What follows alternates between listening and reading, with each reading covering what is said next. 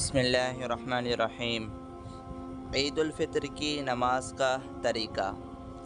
عید الفطر کی نماز پڑھنے کا یہ طریقہ ہے کہ ابتدا میں تو ہم یوں نیت کریں گے کہ میں 2 رکعت واجب عید الفطر مع 6 تکبیروں کے ادا کرتا ہوں۔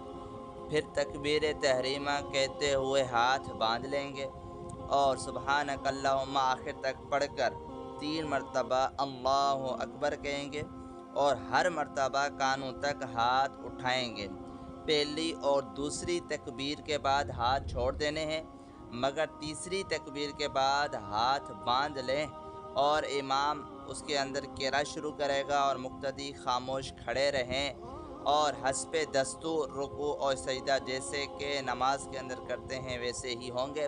پھر جب دوسری رکعت میں امام قرأت کر چکے گا تو 3 تکبیریں پہلے کی طرح کہی جائیں گی، لیکن یہاں تیسری تکبیر کے بعد ہاتھ باندھنے کے بجائے چھوڑ دینے ہیں اور پھر ہاتھ اٹھائے بغیر چوتھی تکبیر کہہ کر رکوع میں چلے جائیں گے۔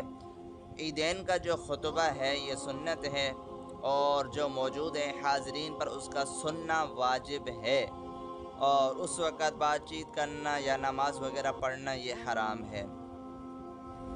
اور ایک اور بات یہ ہے کہ عام ایک دستور بن چکا ہے کہ بہت سارے لوگ نماز عید کے بعد آپس میں معانقہ اور مصافحہ کرتے ہیں عیدگاہ کے اندر، عید کے میدان کے اندر، یا جس مسجد کے اندر عید کی نماز ادا کی گئی اس کے اندر آپس میں ملتے ہیں، تو یہ درست نہیں ہے۔ عیدگاہ کی حدود کے اندر ملنا بالکل درست نہیں۔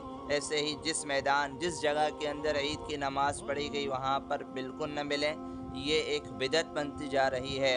ہاں، اس کے باہر ملنے کی اجازت ہے، اور وہ بھی خاص طور پر ایسے کہ جیسے کوئی لوگ بہت سارے لوگ باہر سے آئے ہوئے ہوتے ہیں، ان سے اس باہر سے آنے کی وجہ سے ملاقات ہو گئی اور معانقہ یا مصافحہ کیا تو پھر کچھ حرج نہیں ہے۔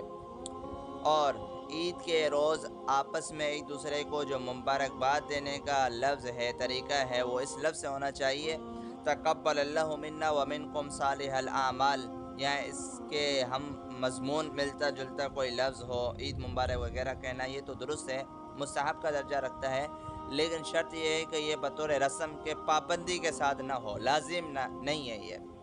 اور اگر جو ہے وہ کچھ لوگ سوالات کرتے رہتے ہیں کہ اگر عید جمعے کے روز واقع ہو جائے تو پھر کیا ہے، پھر ایک خطبہ ہوگا، 2 خطبے نہیں ہوں گے، تو اس کی وضاحت یہ ہے کہ اگر عید جمعے کے روز واقع ہو تو دونوں کی نماز لازم ہے، اول واجب ہے، دوسری فرض ہے۔